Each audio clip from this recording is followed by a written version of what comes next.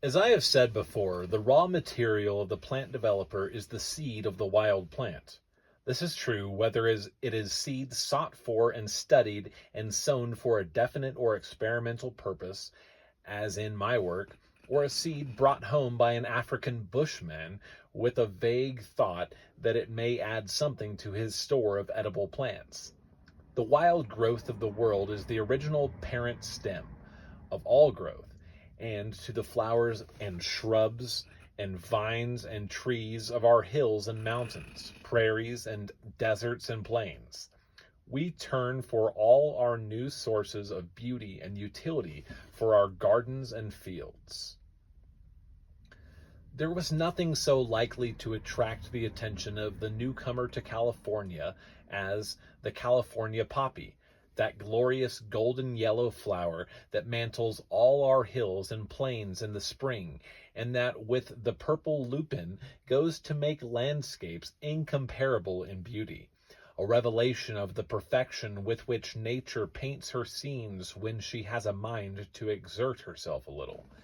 In the spring, in the spring following my arrival in California, I thought I should go mad with the excitement of watching those splendid carpets unroll on the hills around Santa Rosa. One would have supposed that I would weary of the poppies after a while, but I never have and never will. They were my first inspiration and delight, and from them I learned many of my most important early lessons.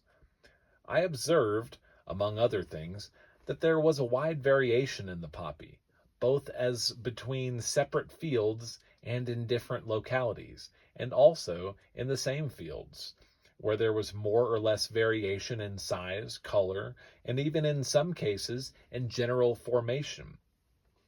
I found that some botanists classified the Esch- Eschscholteza, named for Johann Friedrich Eschscholtz, a German physician and naturalist who lived in the early part of the last century, as one single species, whereas others find 12, green 112 and feed 123. They are all debating the matter, and from laboratory examination and analysis, they have a right to be uncertain. But as a matter of fact, the explanation is extremely simple. The California poppy is in a transitional stage. It has not yet found and fixed itself. To my way of thinking, all the Eschscholtzes that are actually California poppies are of the same species, a great family of brothers and sisters and cousins having a family resemblance, but with none of its characteristics definitely fixed. It is probably a young plant, botanically speaking, and hasn't found itself. On the coast, for instance, the California poppy generally has a very large blossom, a different type from the inland poppy. As you become inland into the big valleys, you find the blossoms growing darker in color, smaller, and more variable, probably from having migrated from different sides of the valley. You cross the valley, noting variations of size and height. Then, as you come up into the eastern foothills again, you get plants small in size and somewhat smaller in blossom. It is when you begin to climb toward the mountains themselves that the greatest change is observable. No wonder the botanists call this mountain poppy a different species. It bears a small, flat blossom. The plants hug the ground closely, and anyone who did not know better would certainly begin thinking up a new name for its species. It took a long time, I found, to take this mountain poppy back to big blossoms and plants again. Even with the most careful selection, it would take perhaps longer to get the valley poppies dwarfed down to stand the high altitudes. But it could be done, for I have done the same thing with other plants and have impressed and impressed and impressed them with what I was working for so repeatedly and so patiently and so long that, in the end, they would capitulate and give in and go to work for me as I wanted them to work. A most interesting study of these variations in the poppy are found in a neighborhood north of Santa Rosa, between the coast and the mountains, where the soil varies in 50 feet in any given direction and where the climate is variable in a half mile. The altitude is fairly high, yet it is not mountain country. On the other hand, the place cannot be called lowland or a valley. There is a good deal of moisture and so on. Well, the poor poppy has a hard time to decide there dis- the poor poppy has a hard time to decide there what it is going to be. So it compromises by being a little of everything. That is what I mean. The difference in environment gave me there a more pliable plant, a plant finely balanced, teetering on the edge, you might say, and able to swing this way or that with far less pressure from me than any plant, poppy, or other that had grown set in its ways.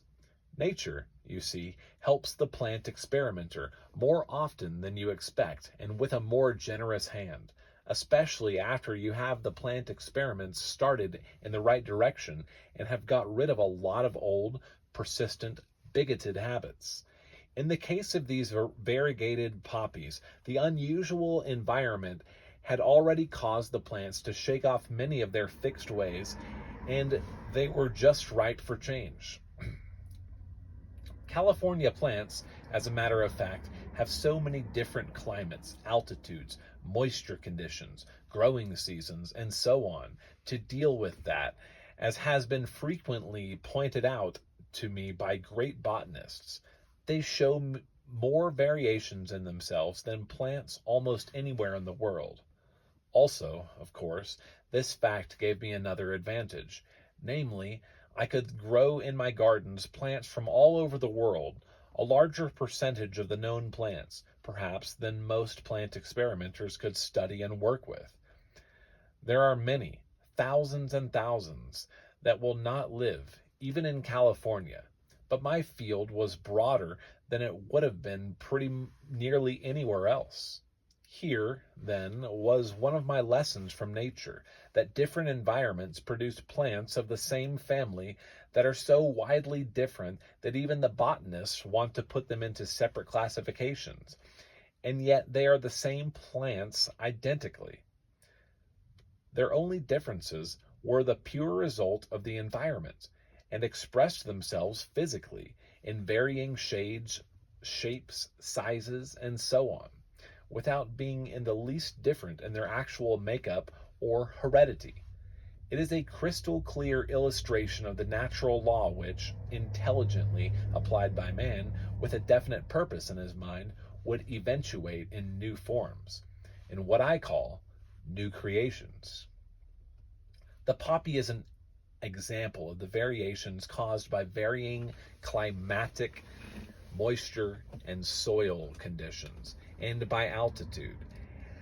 There are other variations in plants that are due to environmental conditions which modify the plant or its structure or its habits to fit it to receive help from friendly surroundings and to ward off injury from unfriendly ones. Forget everything, for example, but the leaves of the plants and trees. Notice those in your garden or a park or along the streets or in the country.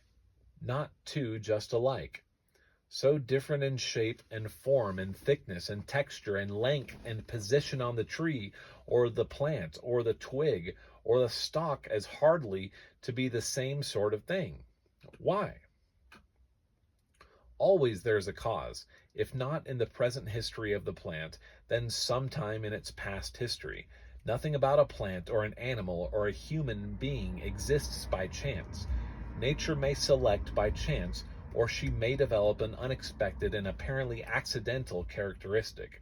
But if you look far enough, you will always find that everything about a plant or an animal is the result of the working of some clear law. And so there is a cause for the leaf, its shape and form and texture, and I know of nothing more interesting than to speculate on that cause and to determine if it you can. And I know of nothing more interesting than to speculate on that cause and determine it if you can. The needle-like leaf of the pine, for example, is the result of the need the pine had for sunshine bathing it in the comparatively short season that it lives in the sun, and of the need that the tree had to shed the great loads of snow that fall on it in wintertime. If it had a leaf like the banana palm, how long would the pine have lasted under a 2-foot fall of snow? Also, it is a tough leaf. Take 2 or 3 green needles in your hand and twist and pull them, and you will see they will stand pretty rough usage. Well, there's the leaf to bear up under the driving wind and pelting rain and heavy snow and cold and even the intense midsummer heat of the mountain home of the pine. The banana leaf is exactly opposite: broad, tender, casting a great shade, catching whatever moisture there is for it to catch, and never having to bear up against wind or snow. Go on to the desert, and there examine the leaves of the native growth. You could not expect to find a thin, delicate leaf on any desert that had been desert long, because of the sandstorms, the terrific heat, and the lack of moisture. So you find tough, pachydermic skin, like that of the elephant, or else covered with fine hairs or some substance to protect it. What we call the ice plant, that grows along the coasts, has a tough skin on its leaves, and it grows low and sprawling because of the wind and the sharp sand blown against it by the wind. There is not a single plant or tree that does not have an absorbing story in its leaf structure, if you will take the pains to study it. Now there is something from nature's books worth learning. The rose bush is covered with thorns, the porcupine with spines, the cactus with poisoned darts, and all for the same purpose: defense. The strawberry hides under its broad leaves, the rabbit under a bush, and both because they have no other protection except to avoid being seen by enemies. The fruit pit, bearing the seed. It is very difficult to break into. The soles of a man's feet are tough and of thickened skin. In each case, the reason is, originally, that the seed must be housed against destruction by birds, the feet armored against thorns and pebbles and a nail in the shoe. Do you think these natural provisions are the result of chance? Not at all. There is a dispute among scientists as to the exact method by which these provisions are ultimately bred into the individual, but there is no dispute as to the purpose. It is to preserve life and to make it possible for that life to recreate itself in offspring, the 2 cardinal laws of being in the world. And you can easily apply the law in more ways than one in your everyday existence. Taking a leaf from nature's book, you can teach yourself to be superior to exterior aggravations, troubles, and annoyances. You can build yourself an armor against sickness and failure. You can adjust yourself to your environment. Or, if you find that impossible or undesirable, you can seek a new environment and adapt yourself to that for your own ends. Mind may or may not be everything and matter nothing. I can hardly subscribe to that doctrine, but there is no question that mind, trained, directed, educated, can school and guide the body on the one hand, and use or discard, capitalize or ignore material things pressing upon it, can, in short, adjust itself to its environment.